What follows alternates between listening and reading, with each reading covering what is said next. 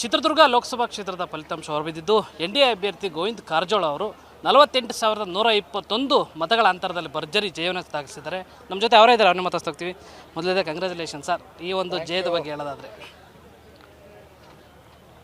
ಈ ಗೆಲುವಿನ ಶ್ರೇಯಸ್ಸು ದೇಶದ ಸನ್ಮಾನ್ಯ ಪ್ರಧಾನಮಂತ್ರಿಗಳಾದ ನರೇಂದ್ರ ಮೋದಿಜಿಯವರಿಗೆ, ನಮ್ಮ ಎರಡೂ ಪಕ್ಷದ ನಾಯಕರು, ಭಾರತೀಯ ಜನತಾ ಪಕ್ಷದ ನಾಯಕರಾದಂಥ ಯಡಿಯೂರಪ್ಪನವರು, JDSನ ನಾಯಕರಾದಂಥ ಕುಮಾರಸ್ವಾಮಿಯವರು ಮತ್ತು ನಮ್ಮ ಯುವ ಅಧ್ಯಕ್ಷ ವಿಜೇಂದ್ರ ಅವರು ಹೆಚ್ಚು ಶ್ರಮ ಹಾಕಿದರು.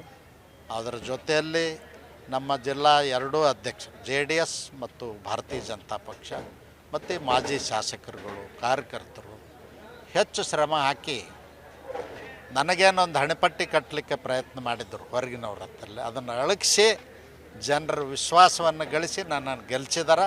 ಮೊಟ್ಟ ಮೊದಲಿಗೆ ಕಾರ್ಯಕರ್ತರಿಗೆ, ಮುಖಂಡರಿಗೆ ಮತ್ತು ಮತದಾರರಿಗೆ ಕೃತಜ್ಞತೆ ಸಲ್ಲಿಸ್ತೇನೆ. ಜಿಲ್ಲೆಗೆ ನೀವು ಟಿಕೆಟ್ ಘೋಷಣೆ ಆಗಿ ಬಂದ ಮೊದಲನೇ ದಿನವೇ ನಿಮಗೆ ಹೊರಗಿನವರು ಅಂತ ಗಲಾಟೆ ಎಲ್ಲ ಸ್ಟಾರ್ಟ್ ಮಾಡಿದ್ರು ಸರ್. ಈಗ ಈ ಗೆಲುವು ಯಾವ ರೀತಿ ಹೇಳ್ತಾರೆ ಅವರಿಗೆ ಆನ್ಸರ್? ನೋಡಿ, ಪಕ್ಷದ ನಿರ್ಣಯಗಳನ್ನು ನಾವು ಗೌರವಿಸ್ಬೇಕಾಗ್ತದೆ. ನಾನು ಅಭ್ಯರ್ಥಿ ಆಗ್ಬೇಕಂದವಲ್ಲ, ನಾನು ಈ ಕ್ಷೇತ್ರಕ್ಕೆ ಅಭ್ಯರ್ಥಿ ಆಗ್ಬೇಕಂದವಲ್ಲ.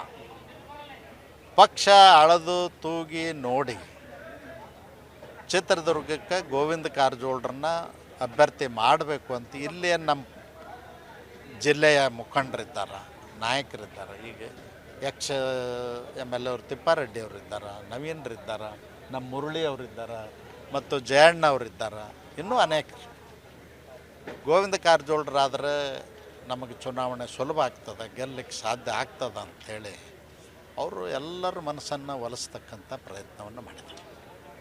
ಮತ್ತು ಮ್ಯಾಲ್ನವರು ಕೂಡ ನಮ್ಮ ರಾಷ್ಟ್ರೀಯ ನಾಯಕರು 2-3 ಬಾರಿ ಸರ್ವೆ ಮಾಡಿ ಒಂದು ನಿರ್ಣಯವನ್ನು ತಗೊಂಡು, ನಾನು ಬೇಡ ಅಂದರೂ ಕೂಡ ನೀನು ನಿಲ್ಲಲೇಬೇಕಪ್ಪ, ಪಕ್ಷಕ್ಕಾಗಿ ನಿಲ್ಲಬೇಕು, ನಿನಗೆ ಚುನಾವಣೆ ಬೇಡಾಗಿರ್ಬೋದು, ಪಕ್ಷಕ್ಕಾಗಿ ನೀನು ಗೆಲ್ಲಬೇಕು ಅಂಥೇಳಿ ನಿಲ್ಲಬೇಕು ಅಂತ ಹೇಳಿದಾಗ ಒಪ್ಪಿಕೊಂಡು ಪಕ್ಷದ ಶಿಸ್ತಿನ ಸಿಪಾಯಿಯಾಗಿ ನಾನು ಕೆಲಸ ಮಾಡಿದ್ದೀನಿ. ಇನ್ನು ಕೆಲವರಿಗೆ ಏನಾಗ್ತದೆ, ಅವ್ರ ಸ್ವಂತಕ್ಕಾಗಿ ಲಾಭಕ್ಕಾಗಿ ಏನೇನೋ ಗಲಾಟೆ ಮಾಡ್ಕೊಂಡು ಓಡಾಡ್ತಾರೆ. ಅವ್ರ ಬಗ್ಗೆ ನಾನೇನು ಹೇಳಲಿಕ್ಕೆ ಹೋಗೋದಿಲ್ಲ. ನಾನು ಇಷ್ಟೇ ಹೇಳಲಿಕ್ಕೆ ಬಯಸ್ತೀನಿ, ಎಲ್ಲರನ್ನೂ ವಿಶ್ವಾಸಕ್ಕೆ ತಗೊಂಡು ಅಭಿವೃದ್ಧಿ ಕೆಲಸ ಕಾರ್ಯಗಳನ್ನು ಮಾಡೋಣ, ಪಕ್ಷವನ್ನು ಸಂಘಟನೆ ಮಾಡೋಣ ಅಂತ ಹೇಳಲಿಕ್ಕೆ ಬಯಸ್ತೀನಿ. ಮತ್ತು ಎರಡೂ ಪಕ್ಷದ ಮೈತ್ರಿ ಮುಂದುವರಿತದೆ. ಅದಕ್ಕಾಗಿ ಎರಡೂ ಪಕ್ಷದವರು ನಮ್ಮ ಪಕ್ಷದವರೇ ಅಂತ ಹೇಳಿ ಭಾವನೆಯಿಂದ ನಾನು ಕೆಲಸ ಕಾರ್ಯಗಳನ್ನು ಮಾಡ್ತೀನಿ. ನೀವು ಪ್ರಚಾರ ಸಂದರ್ಭದಲ್ಲಿ ಹೇಳ್ತಾ ಇದ್ರಿ ಸರ್, ಕಾಂಗ್ರೆಸ್ ಅಭ್ಯರ್ಥಿ ಗೆದ್ದರೆ 2-3ರಲ್ಲಿ ಒಬ್ಬರಾಗ್ತಾರೆ, ನಾನು ಗೆದ್ದರೆ ಮೋದಿಯವ್ರ ಸಾಲಿನಲ್ಲಿ ಕೂರ್ತೀನಿ ಅಂತ.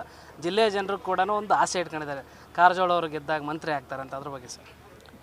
ಒಂದು ನಮ್ಮದು ರಾಷ್ಟ್ರೀಯ ಪಕ್ಷ, ಇವತ್ತು ಚುನಾವಣೆ ಇನ್ನೂ ರಿಸಲ್ಟ್ ಪೂರ್ಣ ಬರಬೇಕಾಗಿದೆ, ಸಂಜೆವರೆಗೂ ಬರ್ಬೋದು.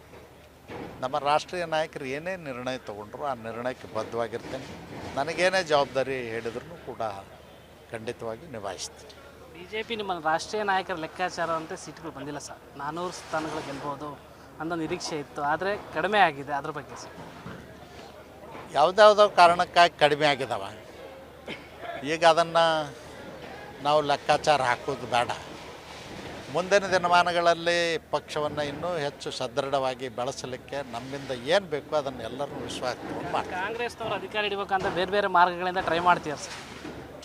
ಕಾಂಗ್ರೆಸ್ನವರು ಬೇರೆ ಬೇರೆ ಮಾರ್ಗದಿಂದನೇ ಅಧಿಕಾರ ಹಿಡ್ಕೊಂಡು ಬಂದಾರ. ಅವರು ಅಭಿವೃದ್ಧಿ ಮಾಡಿ ಜನರ ಪ್ರೀತಿ ವಿಶ್ವಾಸ ಗಳಿಸಿ ಎಂದೂ ಕಾಂಗ್ರೆಸ್ನವರು ಅಧಿಕಾರಕ್ಕೆ ಬಂದಿಲ್ಲ. ಮೋಸ ಮಾಡಿನೇ ಅಧಿಕಾರಕ್ಕೆ ಬಂದಾರೆ. ಈಗ ಗ್ಯಾರಂಟಿನೂ ಮೋಸ ಮಾಡೇ ಅಧಿಕಾರಕ್ಕೆ ಬಂದರು. ಈಗ ಯುವಕರಿಗೆ 3,000 ಕೊಡ್ತೀನಿ ಅಂತಿದ್ರು, ಇಲ್ಲ. ಹೆಣ್ಮಕ್ಳಿಗೆ ಒಂದು 2,000, ಅದು ಒಂದು 20%, 25% ಮಂದಿಗೆ ಕೊಟ್ಟಿದ್ದಾರೆ. ಕೊಟ್ಟು ಜನರನ್ನ ದಾರಿ ತಪ್ಪಿಸ್ತಕ್ಕಂಥ ಕೆಲಸ ಮಾಡ್ತಾರೆ. ತಾವು ಅಧಿಕಾರಕ್ಕಾಗಿ, ಕುರ್ಚಿಗಾಗಿ ಜನರಿಗೆ ಮೋಸ ಮಾಡಿ ಓಟ್ ತೊಗೊಳ್ತಕ್ಕಂಥ ಕೆಲಸವನ್ನು ಕಾಂಗ್ರೆಸ್ನವರು ಮಾಡ್ತಾರೆ. ಜಿಲ್ಲೆಯ ಅಭಿವೃದ್ಧಿ ಮತ್ತು ನೀರಾವರಿ ವಿಚಾರವಾಗಿ ನಿಮ್ಮ ಪ್ಲಾನಿಂಗ್ ಏನಿದೆ ಸರ್? ನೀರಾವರಿನೇ ನನ್ನ ಪ್ರಥಮ ಆದ್ಯತೆ. ಮತ್ತು ಅನೇಕ ಹಳ್ಳಿಗಳಿಗೆ ಸುರಕ್ಷಿತವಾದ, ಶುದ್ಧವಾದಂಥ ಕುಡಿಯುವ ನೀರಿನ ವ್ಯವಸ್ಥೆ ಆಗಬೇಕಾಗಿದೆ. ಅದನ್ನು ಕೂಡ ಕೇಂದ್ರ ಸರ್ಕಾರದ ಅನುದಾನ ಮತ್ತು ರಾಜ್ಯ ಸರ್ಕಾರದ ಮ್ಯಾಚಿಂಗ್ ಗ್ರಾಂಟನ್ನು ಹೊಂದಿಸಿ ನಾನು ರಾಜ್ಯ ಸರ್ಕಾರಕ್ಕೆ ಪ್ರಸ್ತಾವನೆಗಳನ್ನ ಕಳಿಸ್ಲಿಕ್ಕೆ ಹೇಳ್ತೇನೆ. ಅವ್ರು ಕಳಿಸಿದರು 50% ಅವರು ಅನುದಾನ ಕೊಡಬೇಕಾಗ್ತದೆ ಮ್ಯಾಚಿಂಗ್ ಗ್ರಾಂಟು, ಇನ್ನು 50% ಕೇಂದ್ರದಿಂದ ಕೊಡಿಸ್ಲಿಕ್ಕೆ ನಾನು ಪ್ರಯತ್ನ ಮಾಡ್ತೇನೆ. ಇದಿಷ್ಟು ಎನ್ ಡಿ ಎ ಅಭ್ಯರ್ಥಿ ಗೋವಿಂದ ಕಾರಜೋಳ ಅವರು ಮಾತಾಡ್ತಕ್ಕಂಥದ್ದು. ಕ್ಯಾಮ್ರಾ ಪರ್ಸನ್ ಶ್ರೀನಿವಾಸ್ ಜೊತೆ ಕಿರಣ್ ಎಲ್ ತೊಡನಾಳ್, ಏಷ್ಯಾನೆಟ್ ಸೌಂಡ್ ನ್ಯೂಸ್, ಚಿತ್ರದುರ್ಗ.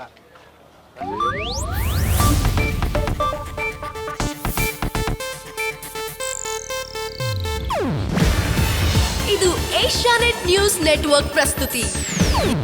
ನೀವು ನೋಡ್ತಿದ್ದೀರಾ ಏಷ್ಯಾನೆಟ್ ಸುವರ್ಣ ನ್ಯೂಸ್.